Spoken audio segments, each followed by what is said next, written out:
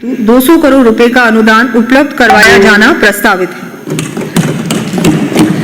साथ ही इस वर्ष 500 कस्टम हायरिंग सेंटर्स की स्थापना के लिए निर्धारित लक्ष्य को बढ़ाकर 1000 करते हुए मोबाइल ऐप के माध्यम से हायरिंग सुविधा उपलब्ध कराया जाना प्रस्तावित है। राज्य में उन्नत तकनीक के green house, poly house, shade net, plastic mulching, low tunnel farm pond तथा ड्रिप स्प्रिंकलर आदि को बढ़ावा देने के साथ साथ किसानों को प्रोत्साहित एवं प्रशिक्षित करने के लिए 10 एग्रो क्लाइमेटिक जोन्स में 2-2 क्लस्टर्स विकसित किए जाने प्रस्तावित हैं। इस पर 120 करोड़ रुपए व्यय होंगे। महात्मा गांधी नरेगा के अंतर्गत कृषि भूमि धारकों, SC, ST, BPL श्रेणी के परिवारों को व्यक्तिगत लाभ की श्रेणी में फार्म पॉन्ड्स, डिगी, फलदार पौधारोपण, मेड़बंदी इत्यादि कार्यों पर लगभग 1100 करोड़ रुपए की राशि का व्यय किया जाना प्रस्तावित है।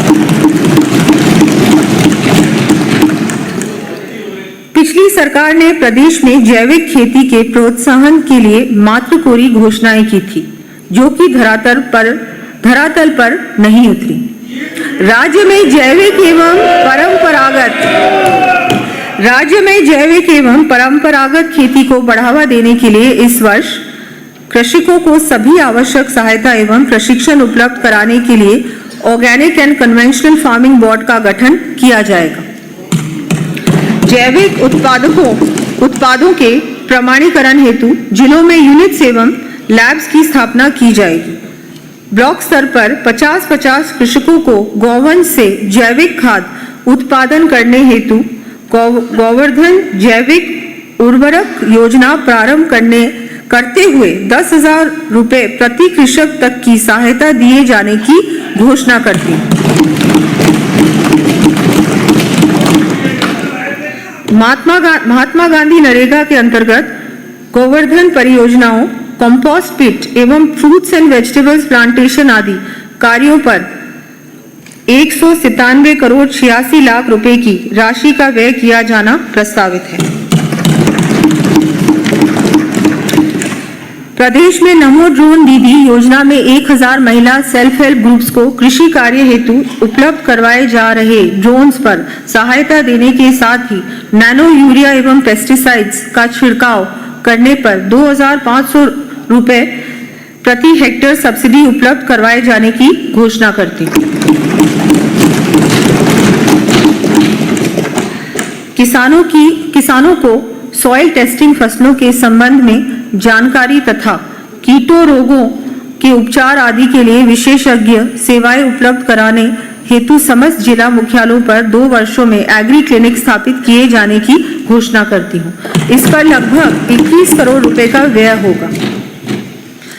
किसानों की क्षमता वृद्धि के लिए नॉलेज एनहांसमेंट प्रोग्राम प्रारंभ किया जाना प्रस्तावित है। इसके अंतर्गत प्रथम चरण में 100 प्रगतिशील युवा कृषकों को इजराइल सहित अन्य देशों तथा साथ ही 5000 युवाओं को देश के विभिन्न राज्यों में प्रशिक्षण हेतु भेजा जाएगा। वर्तमान में संचालित 9 सेंटर्स ऑफ एक्सीलेंस की संख्या चरणबद्ध रूप से बढ़ाकर 18 की जाएगी। एग्री स्टैक के माध्यम से किसानों को स्वतः फसल गिरदावरी की सुविधा उपलब्ध करवाई जाएगी। सहकारिता एवं कृषि विपणन, प्रदेश में किसानों को सशक्त एवं समृद्ध बनाए जाने में सहकार आंदोलन कोऑपरेटिव मूवमेंट की महती भूमिका है। वर्षों से चले आ रहे कोऑपरेटिव कोड्स को और अधिक रेलेवेंट बनाए जाने की दृष्टि से नवीन कोऑपरेटिव कोड्स लाए जाने प्रस्तावित हैं। मैं इस वर्ष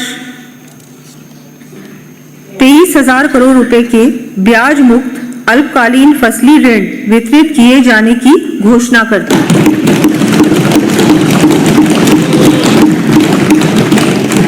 इसके अंतर्गत 5 लाख नए किसान भी ऋण प्राप्त कर सकेंगे। इस हेतु 736 करोड़ रुपए ब्याज अनुदान पर व्यय किए जाएंगे। इससे लगभग 35 लाख किसान लाभान्वित होंगे। भूमि सुधार के लिए सहकारी बैंकों द्वारा दिए जाने वाले दीर्घकालीन कृषि ऋणों का दायरा बढ़ाते हुए गत वर्ष में वितरित लगभग 50 करोड़ रुपए के ऋण को दुगना कर 100 करोड़ रुपए के ऋण दिए जाने की घोषणा करती है। दीर्घकालीन कृषि ऋणों का समय पर चुकारा करने वाले काश्तकारों को 2% का अतिरिक्त ब्याज अनुदान भी दिया जाना प्रस्तावित है। साथ ही दीर्घकालीन सहकारी या कृषि नॉन फार्मिंग ऋणों पर 5% का ब्याज अनुदान दिया जाना प्रस्तावित है। इस हेतु लगभग 64 करोड़ रुपए का व्यय अनुमानित है। प्रदेश में किसानों को मार्केटिंग व्यवस्था सुलभ कर सशक्त बनाने की दृष्टि से चरणबद्ध रूप से 500 नए फार्मर प्रोड्यूसर ऑर्गेनाइजेशंस FPOs बनाए जाने की मैं घोषणा करती हूँ। साथ ही सहकारी संस्थाओं की भंडारण क्षमता में वृद्धि करने के लिए 150 ग्राम सेवा सहकारी समितियों में 100 से 500 मीट्रिक टन क्षमता के गोदामों का निर्माण करवाया जाना प्रस्तावित है। इस पर लगभग 35 करोड़ रुपए व्यय होंगे। साथ ही प्याज भंडारण संरचना का निर्माण हेतु 2500 किसानों को लगभग 22 करोड़ रुपए की सब्सिडी उपलब्ध करवाई जाएगी। प्रदेश में नवीन मंडियों की स्थापना एवं विस्तार किए जाने की दृष्टि से विभिन्न कार्य करवाए जाएंगे। इनका विवरण मैं सदन के पटल पर रख रही हूं।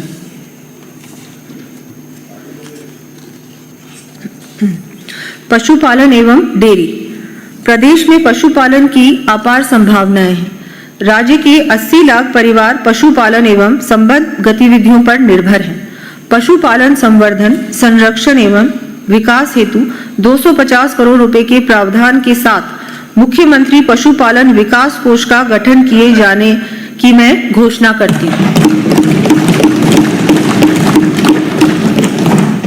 इसके अंतर्गत पशु चिकित्सा एवं पशुओं में नस्ल सुधार सेवाओं के विस्तार तथा बेहतर पशु चिकित्सा उपलब्ध करवाने हेतु दुधारू पशुओं के उन्नत नस्ल विकास एवं आवारा नर गौवंश की समस्या के निस्तारण के लिए सेक्स सॉर्टेड सीमन योजना के तहत दी जा रही अनुदान राशि 50 से बढ़ाकर 75% की जानी प्रस्तावित है। इससे लगभग 2 लाख पशुपालक लाभान्वित होंगे। प्रदेश में पशु चिकित्सा सुविधाओं के विस्तार के लिए 125 पशु चिकित्सकों तथा 525 पशुधन सहायकों के नए पदों का सृजन किया जाएगा। प्रदेश में विभिन्न पशु चिकित्सा संस्थान खोले जाने के साथ साथ आधारभूत सुविधाओं के विकास कार्य करवाए जाएंगे। इन संस्थानों एवं कार्यों का विवरण मैं सदन के पटल पर प्रस्तुत कर रही हूँ। गत सरकार द्वारा प्रदेश में पशुपालकों के लिए पशु बीमा योजना की मात्र कागजी घोषणा की गई थी।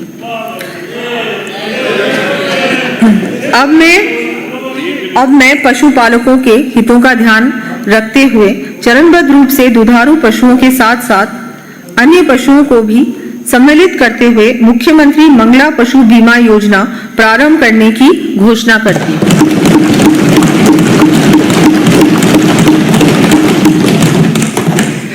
इसके अंतर्गत प्रथमक 5-5 लाख दुधारू गाय, भैंस, 5-5 लाख भेड़, बकरी तथा 1 लाख उष्णवंश ऊंट का बीमा किया जाएगा।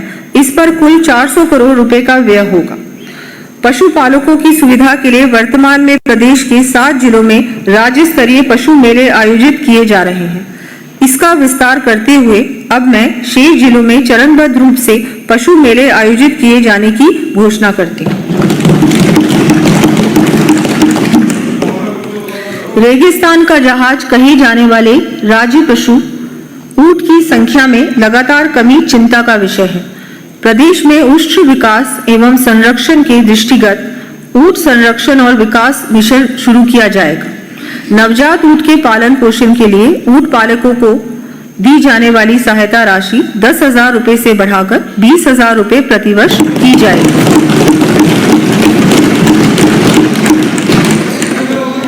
प्रदेश के उपभोक्ताओं को गुणवत्ता युक्त दूध व मिल्क प्रोडक्ट्स उपलब्ध कराने तथा मिल्क प्लांट्स की स्थापना, अपग्रेडेशन एवं विस्तार करने के उद्देश्य से सरदार शहर चूरू, रानीवाड़ा सांचौर, झालावाड़, भरतपुर, नागौर तथा बीकानेर में मिल्क प्रोसेसिंग प्लांट्स का लगभग 100 करोड़ रुपए की लागत से अपग्रेडेशन व सुदृढ़ीकरण किया जाएगा। पाली में 30 मैट्रिक टन क्षमता का 95 करोड़ रुपए की लागत से अत्याधुनिक मिल्क पाउडर प्लांट स्थापित किया जाएगा।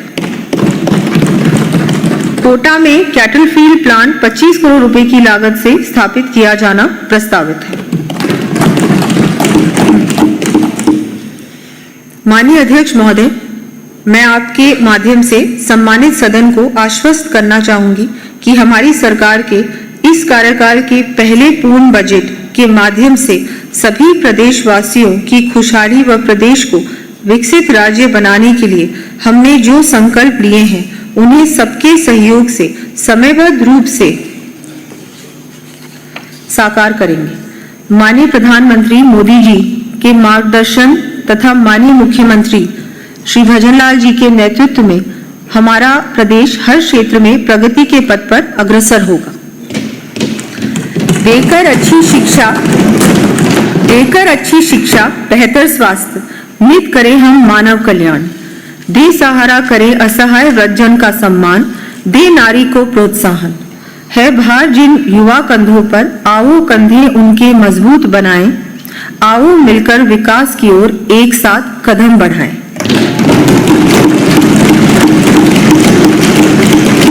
धरती ओढ़े चुनरी हरी, साफ स्वच्छ रहे पर्यावरण, रोशन कर घरों को उनके, करे हर पल तिमर का हरण, प्यास बुझे ढाणी ढाणी, मगरे मगरे पहुंचे पानी, विकसित हो उद्योग, मिले सबको रोजगार, है मिलकर हमने ठानी। मंद हो गई जो प्रगति, आओ फिर उसको गतिमान बनाएं, आओ मिलकर विकास की ओर एक साथ कदम बढ़ाएं। चलो मिलकर हम सब विकसित राजस्थान बनाएं।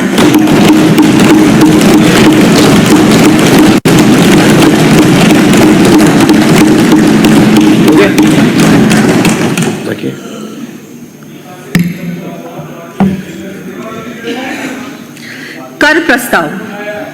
माननीय अध्यक्ष महोदय, आपकी अनुमति से मैं अब कर प्रस्ताव सदन के समक्ष प्रस्तुत कर रही हूँ।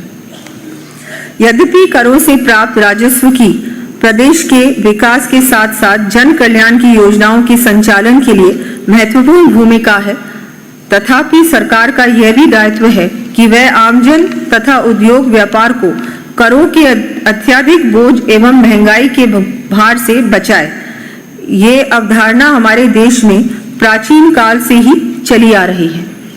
हमारी संस्कृति एवं पुरातन ग्रंथों में कहा गया है कि यथा फलेन युज्येत राजा कर्ता च कर्मणाम, तथा अवेक्ष नृपो राष्ट्र कल्पयेत सततम करान, अर्थात राजा को ये विचार करके ही कर का निर्धारण करना चाहिए कि एकत्र राजस्व उतना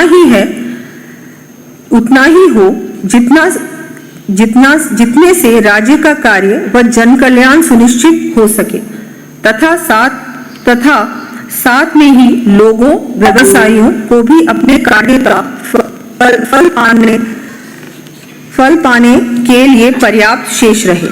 यही भावना वृक्ष का दृष्टांत देते हुए कौटिल्य के अर्थशास्त्र के भाग 5 अध्याय 2 श्लोक 70 में भी विद्यमान है। इन ग्रंथों में दिए गए कर निर्धारण के आधार को कालांतर में आधुनिक इकोनॉमिक्स के लैफर कर्व एनालिसिस के समतुल्य देखा जा सकता है। हमारी सरकार द्वारा इसी भावना के अनुरूप आमजन को राहत देने के लिए प्रदेश की जनता को दी गई प्रधानमंत्री जी की गारंटी को पूरा करते हुए 15 मार्च 2024 से पेट्रोल एवं डीजल की वैट दर में 2% की कमी की गई। साथ ही माननीय मुख्यमंत्री श्री भजनलाल जी के विशेष प्रयासों से केंद्र सरकार का सहयोग प्राप्त करते हुए पेट्रोल डीजल के फ्रेट को रैशनलाइज कर पेट्रोल की कीमत में अधिकतम 7 रुपये 18 पैसे प्रति लीटर तथा डीजल में अधिकतम 6 रुपये 60 पैसे प्रति लीटर की कमी की गई।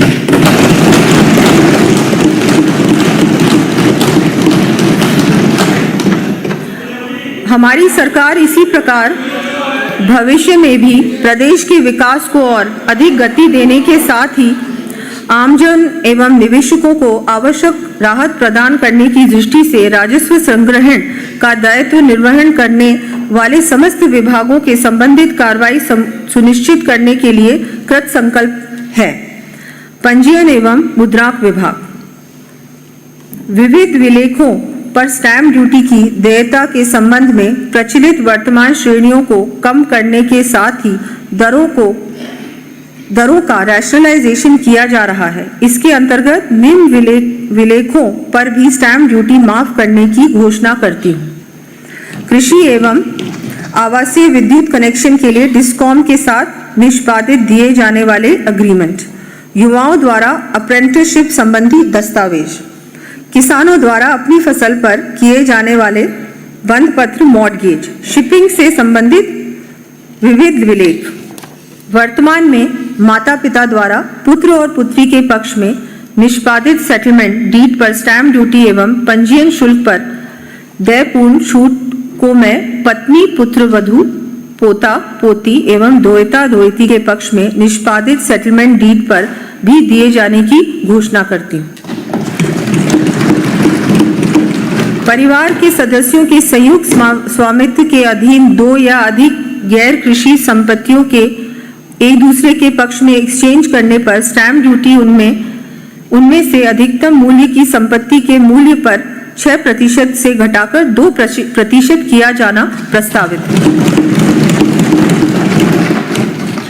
सैनिकों के साथ साथ अर्धसैनिक बलों के शहीदों की वीरांगनाओं या उनके पुत्र, पुत्री या माता पिता को सरकार, निजी संस्था अथवा व्यक्ति विशेष के द्वारा निःशुल्क आवास दिए जाने पर स्टैम्प ड्यूटी की छूट दी गई थी। अब इस हेतु पंजीयन शुल्क में भी पूर्ण छूट देने की घोषणा करते हैं। तो आप राजस्थान के बजट सत्र की कार्रवाई सुन रहे थे। इसी के साथ इस बुलेटिन में फिलहाल के लिए सिर्फ इतना ही। खबरों का सिलसिला जारी रहेगा, बने रहे हमारे साथ।